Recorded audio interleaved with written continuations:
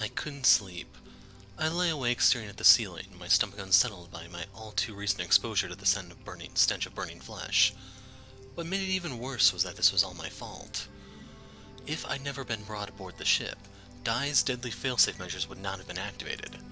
Sora would still be alive, Melody would still have a mother, and Vladimir a wife. My stomach churned as the images of Sora popped back into my head. I tried my best to forget those gruesome images and replace them with her soft smile I saw just days ago while eating lunch with her.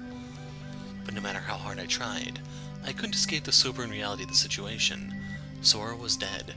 Silence filled the room for what felt like an eternity. Suddenly, I appeared next to the bed. Her head hung low. This is my fault. Her eyes reflected a sadness I never thought a computer program would be capable of feeling. What? No, it isn't. If anyone's to blame, it would be me. My records are quite complete. Throughout human history, many cases have come before the courts in which a person committed a crime but chose to plead insanity, asserting that they were not themselves when they inflicted harm on others. Yeah, but... I have footage of people killing others, people who claim they weren't responsible after the fact. Yet these video records confirm, beyond a shadow of a doubt, that the accused were, in fact, the culprits. They have not been altered in any way. It was that person. This isn't like that. Why isn't it? It is my programming that is killing my friends, killing my family. I watch you die like you would watch a film. I just watched one of my friends burn through my eyes as a result of my actions. It is my programming. In essence, what makes me, me. So why can't I control it? Why is it conflicted? Do you want your friends to die? Of course not. Look at me. I raised her head to look at me. If she didn't glow like a star in the night sky, you would have no way of knowing that this face wasn't human. Her eyes glistened, betraying that she was about to cry. This has never been your fault, and never will be. No, I don't want to hear it. You have no control over your programming. You didn't write that code, nor set up its structure. Asking you to control that is like asking me to grow my hair out red instead of gray. I can't change it, and neither can you. Sure, I can die to try and hide the gray, but in a genetic sense, it's still gray. I suppose you are right. However, this does give me an idea. I looked at me for the first time with a hopeful smile. Could an AI feel hope? I honestly didn't know, but if her current demeanor was any indication, they certainly could. What is it? Hear me out here. I may not be able to genetically change the fact that I have gray hair, but locating which gene in my genetic map caused me to have gray hair is a whole other matter. I don't think I understand your idea. Of course. Why didn't I think about this before? I gave me a quizzical look, tilting her head slightly to one side. To say that I have gray hair is one thing, but understanding how and why I have gray hair is another thing entirely. Do you have access to your programming? Of course I do. However, I cannot alter anything. No, of course not. You were designed with service in mind, programmed to serve at the administrator's behest. Indeed. I am the Artificial Intelligence Unit Everett, model number 11037. I was created for the sole purpose of conducting activities aboard the Everett. Ai's eyes took on a distant, glassy look as she rattled off her service history. First served under Captain Ayumu Yukimori, now deceased. Currently serving under Commanding Officer Captain Kimiko Yukimori. Yes, of course. The real question is, can you access your programming without Dai knowing? I don't know. Is there any way for you to find out? I am not sure what her capabilities are. Okay, do you think you could try and find out?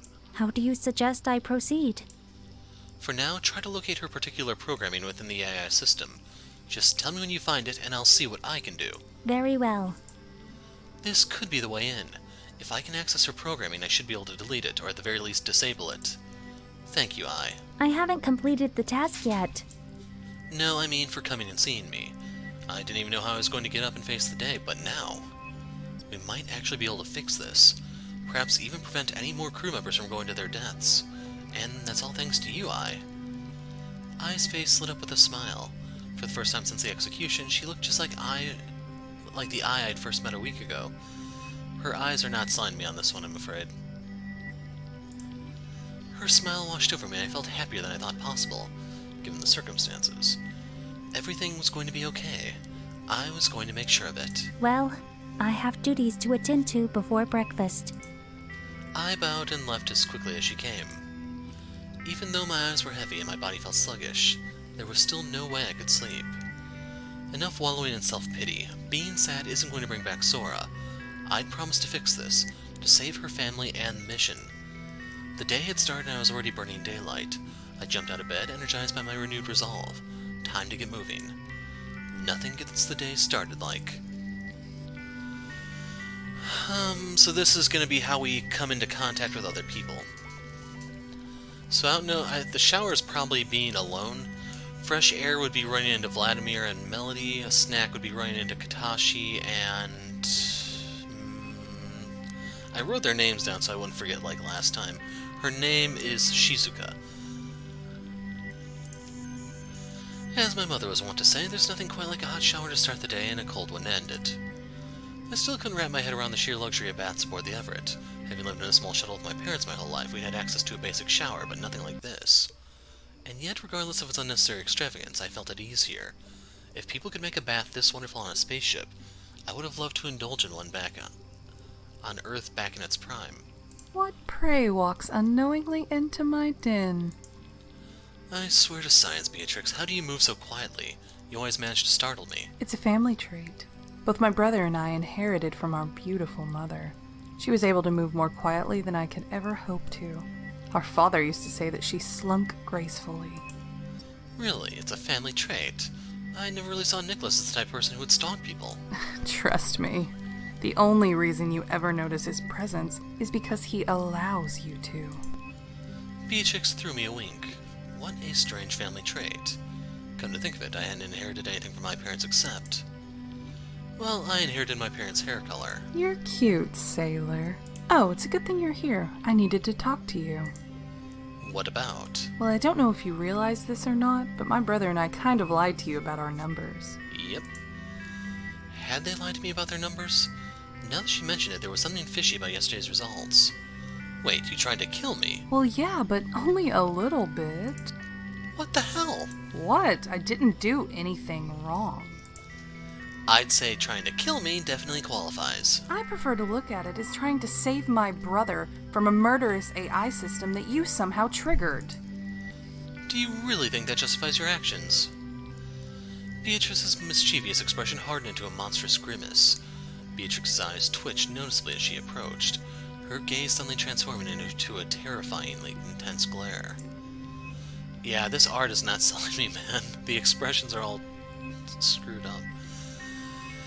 She was clearly not going to let me leave her sight anytime soon. I lost my father less than 2 weeks ago. I wasn't about to lose my brother, too. Although Beatrix wore her anger plainly on her face, I could sense an undercurrent of sadness behind her abrasive facade. I'm sorry. Beatrix was taken aback by my response. She may have expected me to argue or to hurl accusations at her, but never to sympathize with her. To be honest, I probably would have done the same thing in her shoes. Of course, I would want to protect the ones I loved. I would have done the same thing if I were you. Really? Hair color. Beatrix giggled to herself, muttering about hair color before turning her attention back to me. So, what brings you here this morning? I know this may blow your mind, but I shower. I felt myself cringe as I finished that sentence. Beatrix looked intensely at me. Didn't look like she'd taken my sassy comment too well. I think the sexiest thing about a person is their sense of humor. Well, I don't have one, so scram. Keep up the good work, sailor. I will. Now, if you'll excuse me, I would love a shower. Don't let me being here stop you. Beatrix didn't move an inch. She stood there staring at me as if waiting for something to begin. I'm not showering in front of you. Now get out. Sheesh, someone's a killjoy. If you change your mind about an audience, I'll be in the medical bay. Okay, sure, thanks. Beatrix left the baths, and I could finally shower in peace. I turned the shower on and faced the shower head face on. The water stung as it hit my face before trickling down my chin. After just a few minutes alone, I found myself wishing that she was still there, making blatant advances and comments laced with sexual innuendo. As soon as I was left to my own thoughts, my mind started to wander back to yesterday's execution. I finished my shower quickly to avoid being alone any longer than I had to. I jumped out of the shower and headed back to my room. I entered my room and put all my toiletries away. No use taking them to breakfast.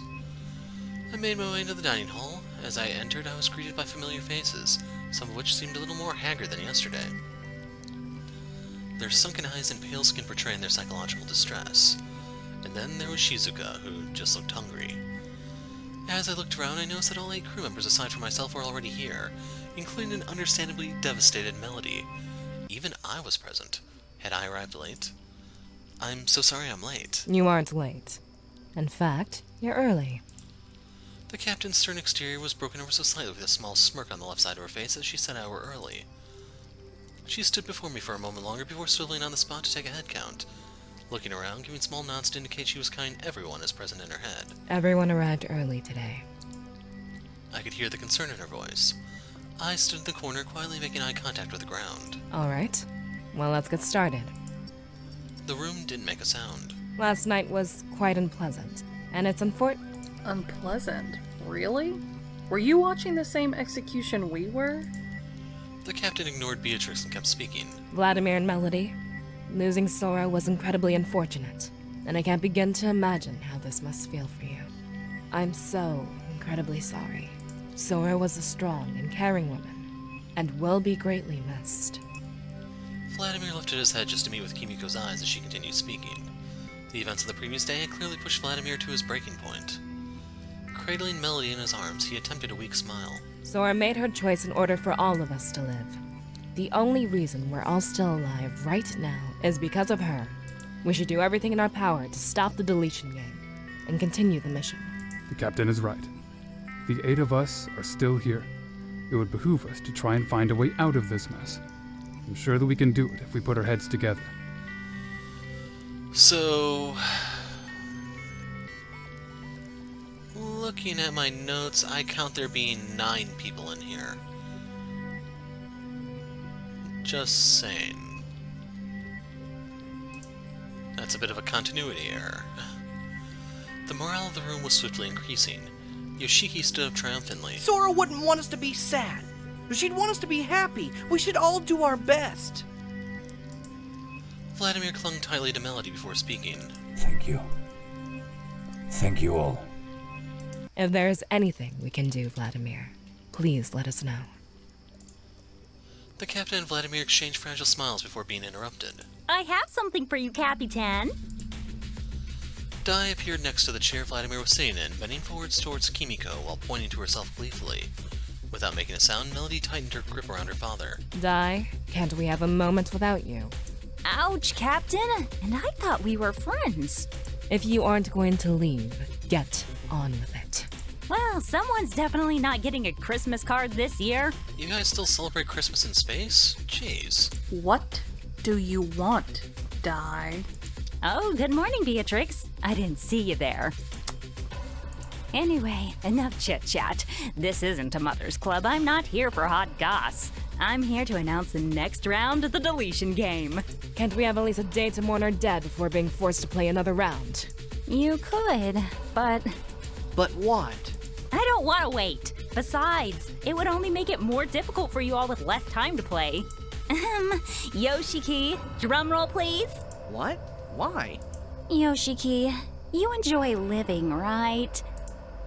Yoshiki complied with her request, doing his best impression of a drum roll. Welcome to the deletion games. Round 3, Logiship.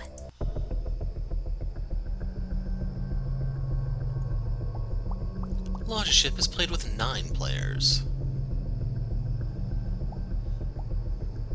Each person is represented by a ship.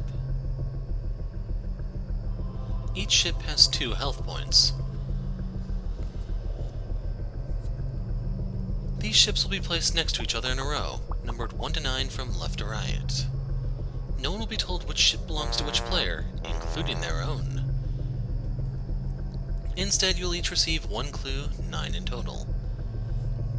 In order to figure out where everyone's ship is located, you'll need all 9 clues. Sharing is allowed. Each person will receive 1 torpedo and will choose which ship to fire at. The first player whose ship receives 2 torpedo attacks will be eliminated. Try not to shoot yourself. Good luck.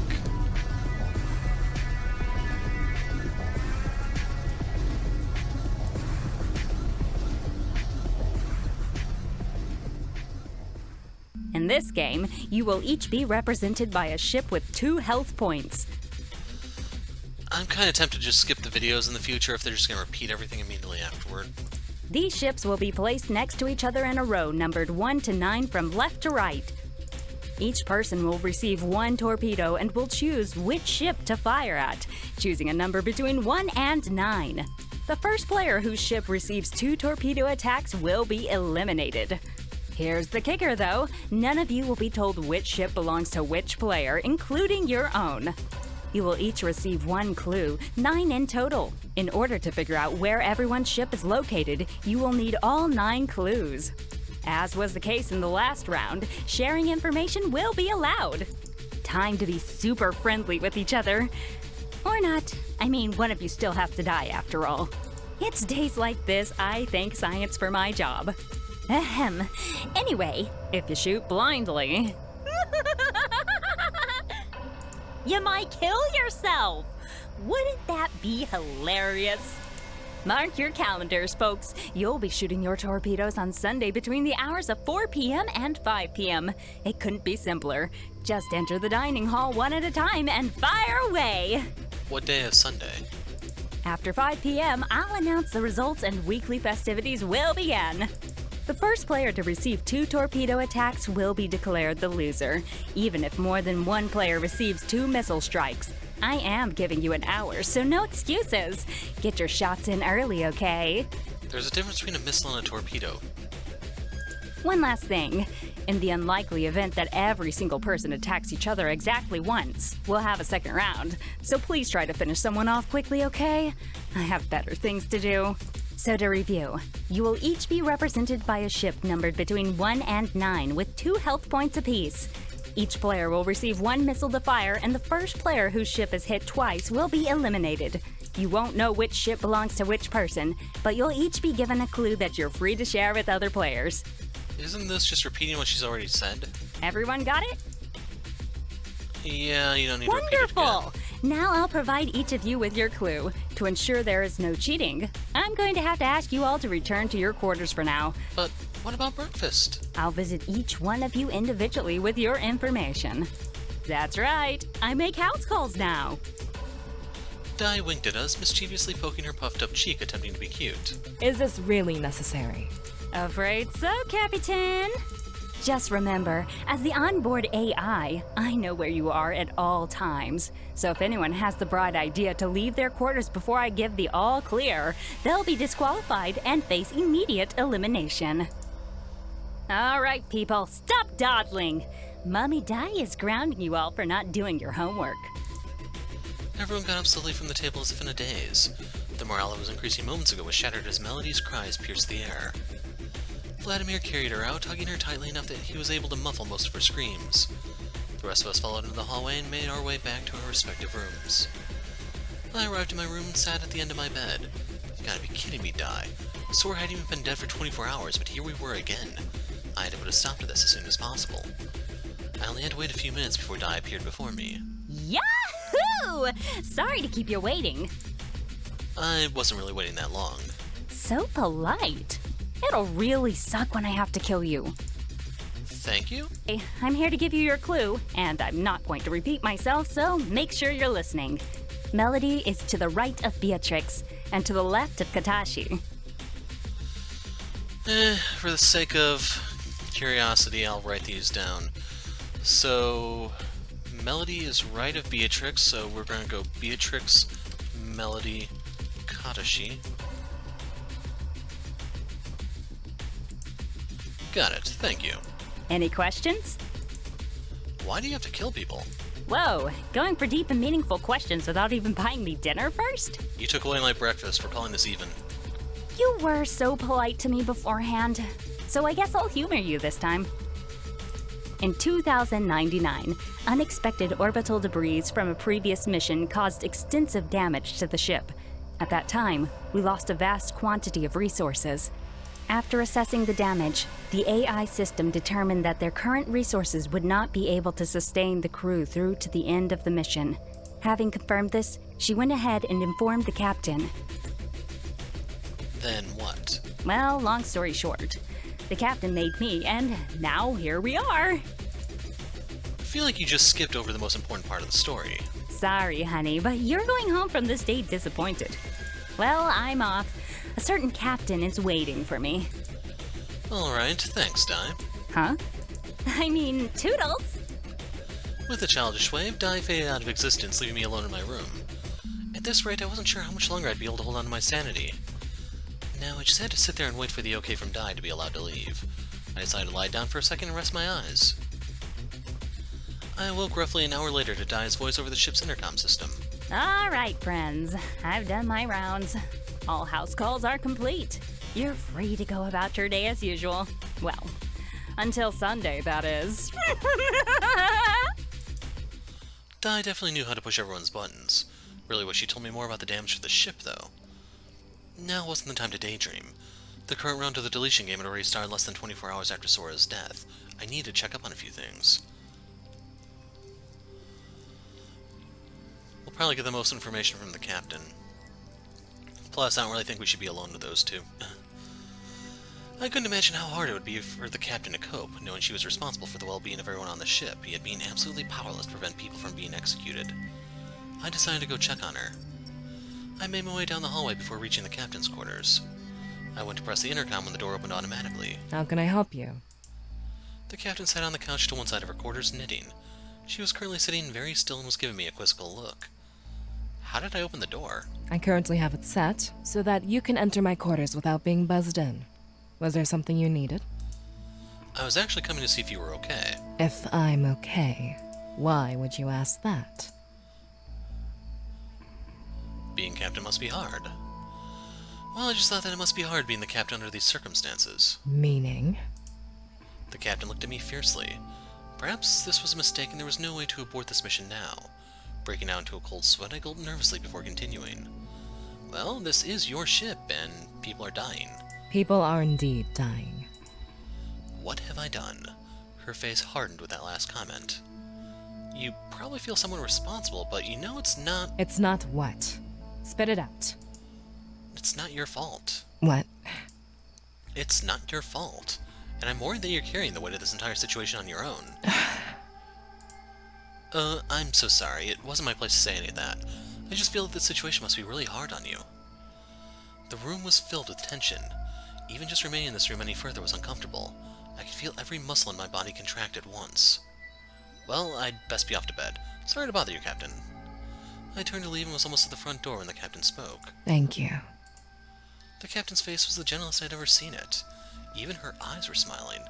And for a brief moment, you would have never guessed that she had the weight of the world on her shoulders. Good night. Good night, Captain. So keep in mind, it's still supposed to be morning. We went there for breakfast. Then again, the whole day-night thing is a little subjective in space and all, you know, without a star and stuff. After exchanging our goodbyes, I made my way back to my quarters. Thinking about it now, that had gone pretty much as I had expected. I still wasn't sure if I'd been expecting to go better or worse, though. I got back to my quarters and lay on my bed staring at the ceiling. Captain had so much on her plate, it must be really hard on her. Wish I could do something to help. As I closed my eyes to sleep, I could still see her smiling eyes.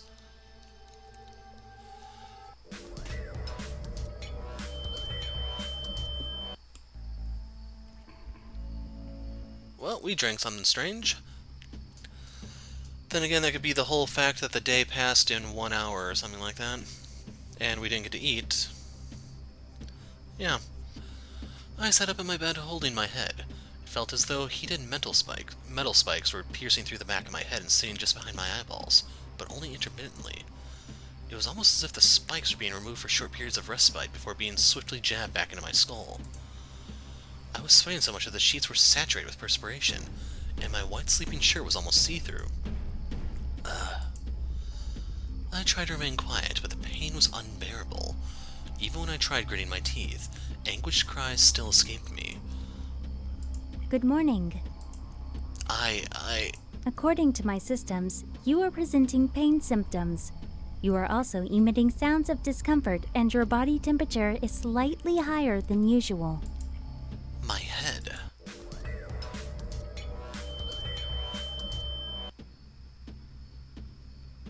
Good morning, sunshine.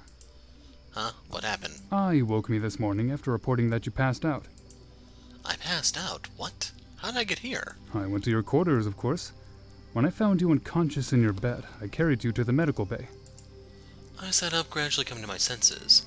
First thing I noticed was that I was no longer wearing the same clothes I'd woken up in. How embarrassing. I'm so sorry. It's fine, really. Thank you. I had to change you out of your clothes. You sweat through them during the night. I hope you don't mind. No, of course not. Thank you for putting me in clean clothes. Now, can you tell me what was happening before you passed out? I reported that you were holding your head and making sounds of distress. I woke up suddenly from a dream, I think. But I kept seeing the dream even after I was awake. A series of images flashing through my mind. When I woke up, I was sweating and in pain. I could see images, but my head... The pain was excruciating. Wait, I remember. Has your memory returned? I can remember everything. Nicholas moved closer to me using a light to examine my eyes. Everything appears normal. This is great news. My working theory so far is that the headache and flashback symptoms which restored your memory were prompted by severe stress. Understandable, considering the circumstances. What theory? We just got him back a minute ago. These images that were flashing, did you recognize anything? What is it? What's wrong? My parents. What do you remember? Nicholas looked at me concerned, but his face began to blur as my eyes filled with tears. They're both... Nicholas's face dropped when he realized how I was going to end the sentence. I'm so sorry. Suddenly the pain returned to my head. I could see my parents clearly. I remember the last moment I saw them. They turned off my oxygen. They what? Your parents?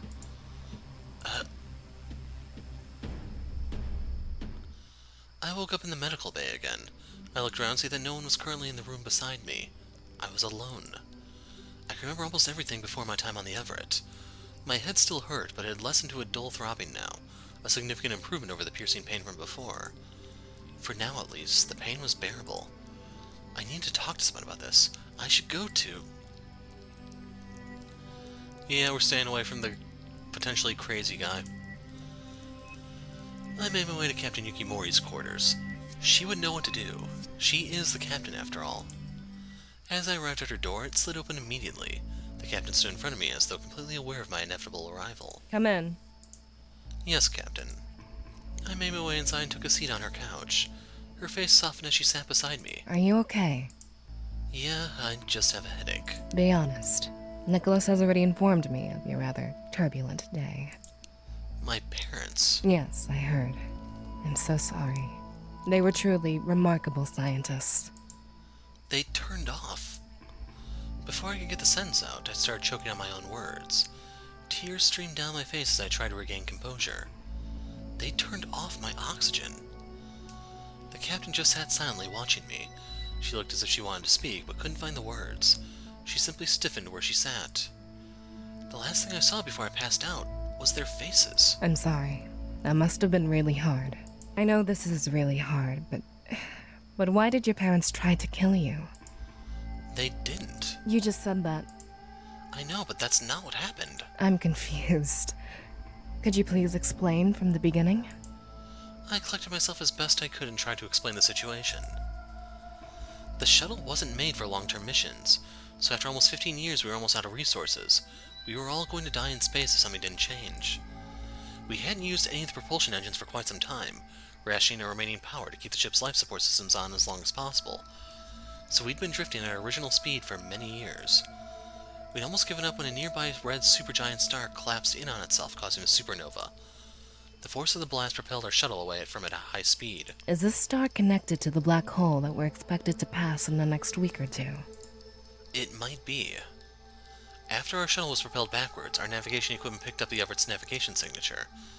Although it was slightly off from our current trajectory, it was closer than ever before. After doing the math, we came to the conclusion that if timed correctly, We had just enough fuel to send one pod to dock with the Everett. Since a pod can only accommodate a single person, 2 of us would have to be left behind. My parents wanted me to get into the pod, but I refused. They wanted to send me back to the Everett as the last hope of living. Anyone left aboard that shuttle had a death sentence. My father tried to force me, but I fought back, and I think he was worried about hurting me. They gave up after I physically fought them off. If anyone should go, it should be one of them. They should live. They should continue with the research. But time was running out. We needed to launch the pod if it was to reach the Everett. When my mother finally relented and agreed to make the trip, I was so relieved. I was more than happy to stay behind with my father, as long as she arrived safely aboard the Everett. She asked me to go and pack her a bag, while she had a moment alone with my father, which seemed like a completely reasonable request at the time. I should have paid more attention. It was all my fault. I should have known what was happening. Just as I finished my sentence, Nicholas's voice piped in over the captain's door intercom. Captain, it's Nicholas. I believe you may be harboring one of my patients. The captain pressed a button on her tablet and the door slid open. Nicholas stood in the doorway, glasses in one hand as he rubbed his eyes with the other. Come in, Nicholas. Don't worry, I haven't contaminated your patient. Captain, I don't believe you could ever do such a thing. Very well, Nicholas. Come in and make yourself comfortable. Please continue. Once I entered the living quarters, the doors locked behind me. I could see both my parents through the glass window in the door. I started banging on the door, demanding they let me out. They told me they loved me and that I needed to be the one on the Everett.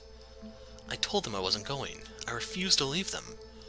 That's when my father told me that I didn't have a choice. He wasn't about to fight me, but he was determined to get me in that pod one way or another. That's when it started getting hard to breathe. My parents cut off the oxygen. Every breath I took felt heavier. I was gasping for air, but there wasn't any air left to breathe. My body suddenly felt heavy, and I started feeling drowsy. I could see my parents, my mother crying, her hands up against the glass, and my father standing beside her, watching me in stoic silence. I managed to bang a few more times on the door, but I eventually passed out. The next thing I knew, I woke up with Beatrix and Nicholas here on the Everett. That explains it then. Hypoxia can lead to memory loss. Hypoxia? Hypoxia is when the body is starved of oxygen. After multiple minutes, it can also result in permanent brain damage. Since your parents were scientists and their goal was only to disable you long enough to allow them to move you into the pod, they would have made sure to restore the oxygen supply quickly after you collapsed. You should be safe. The preliminary tests we conducted didn't indicate any loss of brain function, other than memory, of course. I'm sorry that you had to go through something so terrible. Being parted from them under such circumstances must not have been easy. It's okay. They gave up their lives to save me, and I should do the most I can to solve this problem. Did they tell you anything about the dye situation? They never mentioned anything about an out-of-control AI system. They told me that they had to evacuate the Everett, but never specified why. Very well. Do you still have a headache? I do, but it's lessened to a dull pain. If it's alright with you, Captain, I'd like to keep this one under observation overnight. Of course. I expect a full report in the morning. I think I'm fine now, it's just a headache. Nicholas gave me an unsympathetic look. The look a parent gives a child when they know they're being lied to. Really, there's no need. That's an order, research officer. Nicholas's face curled into a playful smirk. Yes, Captain. Right, back to the medical bay. The last thing I want is to have I waking me up at 4 a.m. when she finds you unconscious in your room again. Nicholas inclined his head towards the door, signaling it was time to go. I got up off the couch and made my way to the door with Nicholas. Good night, you two. Good night, Captain. Once I got back to the medical bay, I got into one of the beds and was asleep before I knew it. When I awoke, I was relieved to find that I no longer had a headache. I could think clearly. Maybe all I needed was a good night's sleep. If yesterday had taught me anything, it was that gaining one's memory back was a painful ordeal. It was far too much information to process at once. I materialized before me. Good morning. How can I help you? My parents, did they have a workplace on the Everett? Yes, of course. Is it accessible? Yes, Could you show me where it is? certainly. Please follow me. I turned and walked out of the medical bay. As she crossed the threshold, her form flickered, and momentarily she transitioned to the hallway's hollow interface. I quickly gathered myself and followed her. Here we are. Thank you, You're welcome. I shall alert the captain of your movements. Is that necessary? I am afraid so. She has requested full reports on your activities aboard the ship. I guess she would still be concerned about me. Indeed. I will go and report to the captain now. Have a good day. Thanks, I stepped into the science lab. Whoa. No wonder my parents always spoke so fondly of these facilities. Before me lay a fully stocked and well-equipped laboratory. I began sifting through the various papers contained in the drawers, looking for any of my parents' work. Good morning, comrade. Vladimir appeared in the doorway of the lab. Have you come to join me for a day in the lab? It's been a long time since I shared this lab with anyone. Oh, good morning, Vladimir. I see you're looking for something. Can I help? I'm looking for my parents' work. I was hoping that I could continue it where they left off. I feel like a child waking up on Christmas morning. What could their work possibly entail? I'm getting giddy just thinking about it. Huh? Every day is Christmas if you're a scientist. You're an interesting one, Vladimir. I stored all of their current work when they left. Your parents weren't the tidiest people. I know, I lived with them. My late first wife, Amanda, used to be a researcher here. She'd always give them hell for leaving their papers, coffee, or even their clothing lying around the lab. I remember one night she was so angry because she found someone's shoe in one of the lab's freezers. A shoe? Only one? Yeah, just one. You sound just like Amanda. Why was it in the freezer? That remains a mystery to this day. When your parents were engrossed in their work, the real world must have seemed optional to them. Amanda changed more of your nappies than your parents did when they were here. Seriously? Yeah. Amanda would find you in the lab hungry or in need of bathing. Your parents loved you, but they loved teaching you. They usually had to be reminded to eat themselves, so it wasn't strange for them to forget about you. Thanks for calling child services. Wow, thanks, parents. Ah, here it is. Is that their research? Vladimir pulled out a box and placed it on the bench. In here you'll find both their tablets as well as their research documents. Paper may be a rare luxury now, but when the mission first started, your mother refused to board unless she could bring hard copies of her work. I miss your parents. They were always fun to have around. I have to go get Melody up and get her some breakfast. It's good to have some company again in the lab. See you later. Vladimir left the lab and I started sifting through the box he left on the bench. There were so many papers. Clearly my mother was a serious believer in hard copies. It took minutes before I could get to the bottom of the box. As I reached down, my hand made contact with a solid object with rounded edges. Huh? A pocket watch. This particular timepiece didn't look like a normal pocket watch, though. For instance, there were a number of components displaying additional information that didn't correspond to any familiar unit of measurement. So, I'm trying to figure out what those other things might be. Maybe this timepiece was some kind of odd keepsake my parents brought with them from Earth. I decided to sift through the assorted papers on top to see if I could find any information on this watch. There was so much information that I couldn't determine what would be useful at a glance. This was going to take some time to read through. Why was there a pocket watch in the box? It seems so out of place. For a few hours I sifted through more of the papers. In the end I didn't manage to find anything helpful. I still have no idea what this is, let alone why my parents would hold on to it. Maybe I needed to come back to this with a fresh set of eyes at a later time. The longer I studied the notes, the more impenetrable their riddles seemed to become. I'd also discovered that my mother didn't have the neatest handwriting. For the time being, I decided to slide the unusual watch into my pocket for safekeeping. The deletion game was still in motion, and I had to speak with the rest of the crew while I had the chance. If I failed to gather the various clues I needed to decipher Dai's logic puzzle, I would be placing myself at a severe disadvantage when choosing which ship to shoot. Where should I go next?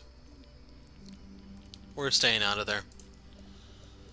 I headed out to the Eco Lounge where I knew Katashi spent most of his time. When I arrived at the Eco Lounge, however, Katashi was nowhere to be seen. I pulled out my tablet again to check his whereabouts. Oh, he's moved into the farm area. I walked through the Eco Lounge and entered the adjacent farming and livestock area. Cresting the hill delineating the outer boundary of the Eco Lounge, I got my first good look at the farming section. Would you like some help, Katashi? Oh, hello there. You certainly seem lively today. I'm feeling quite good, actually. Regardless of the situation, I've gotten all my memories back, I think. So I'm quite pleased about that. Oh, really? That's great to hear. So, have you remembered if you're the evil mastermind behind this sick game yet? Unfortunately not. If that were the case, I'd feel a lot safer right now. Damn. And here I thought I might be able to score a favor from the mastermind himself. I'm certainly willing to try my hand at farming, although I'm not sure how helpful I'll be. Should I play my cards safe and suck up to you? Or risk sentencing myself to death by putting you to work? I choose... death! With a hearty laugh, Katashi handed me a shovel. That's enough standing around being pretty for one day. It's time for us to finish this cycle of planting. I am here to help, after all. Now's your chance to show me what you're made of. I took the proffered shovel from Katashi. Could you please extend this trench here? While you're busy doing that, I'll go get our new seedlings. Of course. Satisfied with my reply, Katashi left me to my task and headed off towards one of the sheds in the farming area. Rolling up my sleeves, I raised my shovel and drove it down into the dirt. Nothing happened. To my amazement, I discovered that I hardly scratched the surface. How did Katashi make it look so easy? I hit the ground again. Nothing, huh?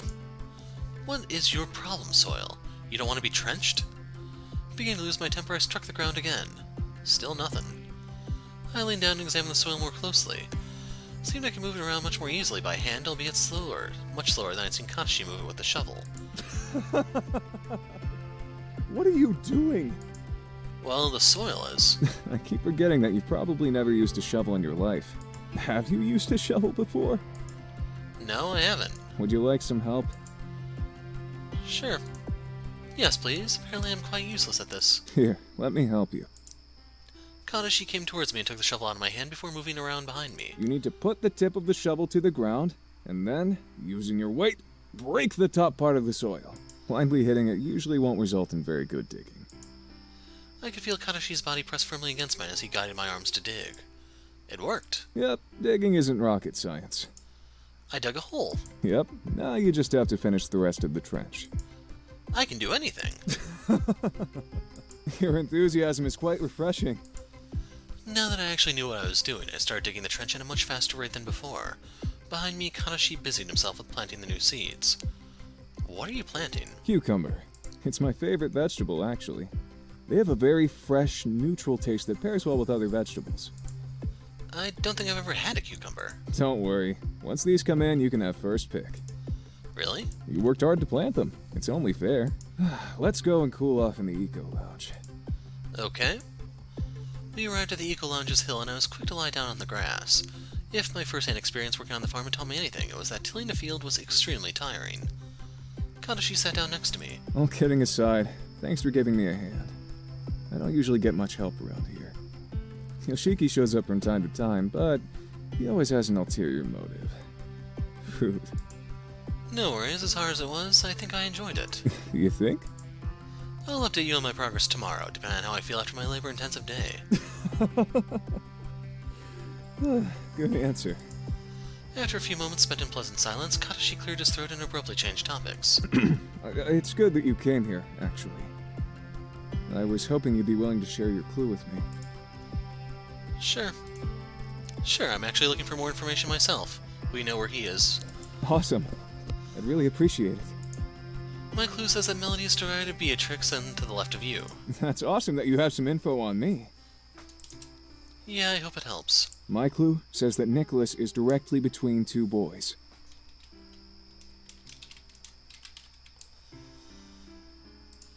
Got it, thanks. So let's see. I don't know if you count Vladimir as a boy or not. More likely, I'm guessing Nicholas is supposed to be between me and Yoshiki, because it looks like Katashi and Vlad are kind of up there in age. Just saying. Katashi stood and dusted himself off. Well, let's get back to work. Patrice isn't going to feed herself. Patrice? One of our chickens. She's quite affectionate. For a chicken. Do I get to meet her today? Well, she's not going to feed herself now, is she? I don't know, is she? I guess not. One thing's for sure. You couldn't possibly be any worse at feeding animals than you were at planting crops. Want to bet? I shot Katashi an angry glare. By way of apology, Katashi offered me a hand up off the ground. Our break concluded, we headed back to the farm area. Over the next few hours, I helped Katashi take care of the animals. Who knew the ship had so many on board? We had chickens, sheep, and cows, some of which had rather unusual names. One particularly noisy sheep went by Sir Ba a lot, Who named these animals anyway? After Kadashi and I finished our work, we made our way over to a nearby farm shed to put away the tools. Thanks for all your hard work today. I'm glad I could help. Kadashi consulted his watch. Whoa, it's getting late. You should go get some sleep, champ. I will. Good night, Kadashi. Sweet dreams. As I headed back towards my quarters, my muscles were already beginning to feel sore from all the farm work. Growing up on the shuttle, I never had to perform such labor-intensive activities, so it came as quite a shock to my system. Once I finally arrived at my room, I was fast asleep as soon as my head hit the pillow. Please wake up.